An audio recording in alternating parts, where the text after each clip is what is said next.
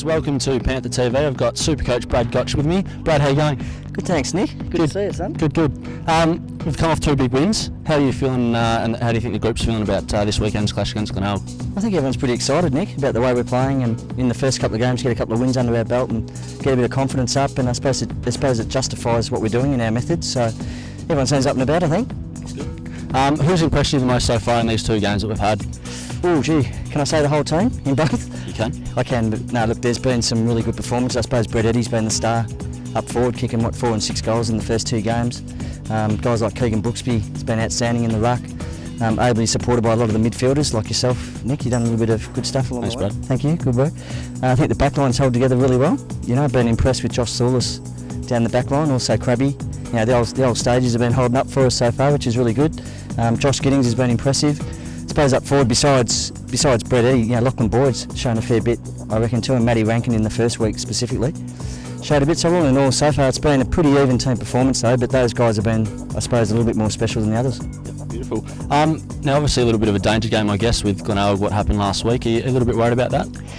I suppose you know that a side that gets beaten by that amount, they're going to get shocked into a little bit more effort and intensity, so we'll expect that, but we've just got to worry about ourselves. Anyone that comes down to this home ground from now on, we're going to go about it the same way, as you know. You know, every game's really important for us, especially at home.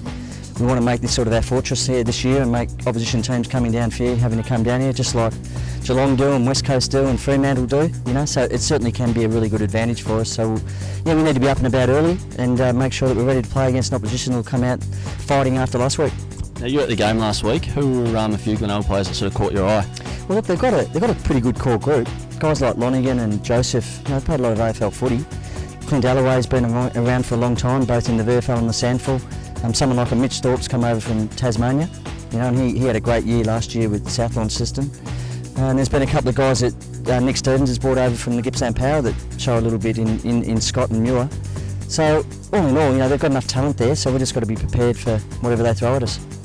We had, obviously last year we had a pretty good crowd, Eddie. I think we had about 5,000-6,000 to the game. Are you hoping to see the Panther fans out in force this weekend? Yeah, well, I've heard the last couple of years, Nick, have been pretty big, so that's been really exciting thinking about having all our supporters come down. There's not a lot on Good Friday, and I think that's why we've taken that day, and it's becoming a little bit of an inaugural thing now.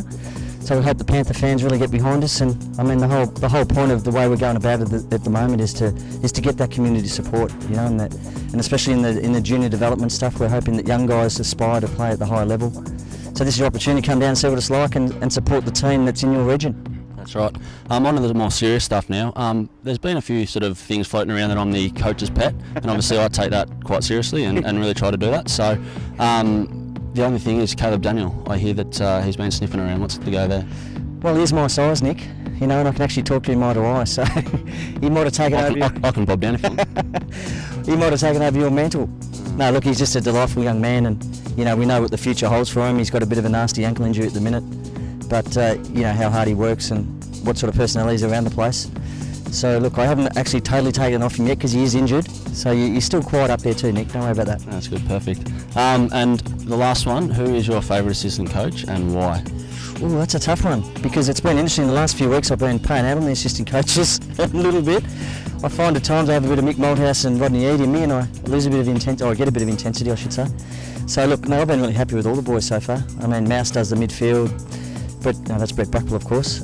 Matt Golding does the forwards. It's his first year, so he's been a little bit shocked by the intensity of me at times, but he's getting used to it. And Kim Cobb's the old stage who's been around a while, and as we know, he coached the last game last year, so he's been really impressive and been a great support, all those guys. Okay, well that question came from Mouse, so I think he was looking for something there, but anyway.